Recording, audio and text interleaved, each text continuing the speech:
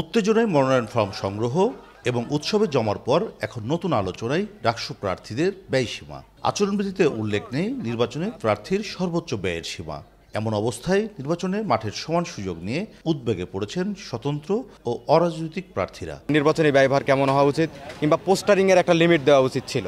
অর্থের ঝঞ্ঝনানি, অর্থের ছড়াছড়ি এবং আমরা দেখেছি যে অনেকেই উপঢৌকন বিভিন্ন উপঢৌকন হলে হলে বিতরণ করছে। স্বতন্ত্র প্রার্থী হওয়ায় আমার শঙ্কার জায়গাটা এটাই যে অর্থের যে ঝঞ্ঝনানির ব্যাপার সেটি কিন্তু আমাদের নির্বাচন কমিশন থেকে ফিক্সড করে দেওয়া হয়নি যে একজন স্বতন্ত্র প্রার্থী হিসাবে সে কতটুকু নির্বাচনের পিছনে ব্যয় করতে পারবে, আবার একটা মাদার অর্গানাইজেশন তাদের প্রার্থীদের ক্ষেত্রে কতটুকু ব্যয় করতে পারবে। ফেয়ারভাবে ইলেকশনটা পরিচালিত করা এবং এই অভিযোগ অনুযোগগুলো প্রমাণের ভিত্তিতে আর কি যেন হচ্ছে সুষ্ঠু তদন্তে নিয়ে আসা হয় এবং ওইভাবেই যেন ইলেকশনটা পরিচালিত। উপহার দেয়া নিয়ে শিবিরের বিরুদ্ধে অভিযোগ ছাত্রদলের। তবে শিবির প্যানেলের জিএস প্রার্থী বলছেন উপহার সভাপতির ব্যক্তিগত, অন্য আয়োজন শিক্ষার্থীরা করেন, তারা কোনো অর্থ দেন না। 10 টাকার বিস্কিট খাইয়ে একটা ছোট্ট একটা আতর উপহার দিয়ে অথবা খিচুড়ি পার্টি মুড়ি পার্টি করে রাজশাহী বিশ্ববিদ্যালয়ের বিবেকবান শিক্ষার্থীদের বিবেক কিনে নেবে, ভোট কিনে নেবে, সেটা আসলে সম্ভব না। ধরনের কোনো কাজে আমাদের প্যানেল থেকে অর্থ বরাদ্দ দেওয়া হচ্ছে না বা সেই ধরনের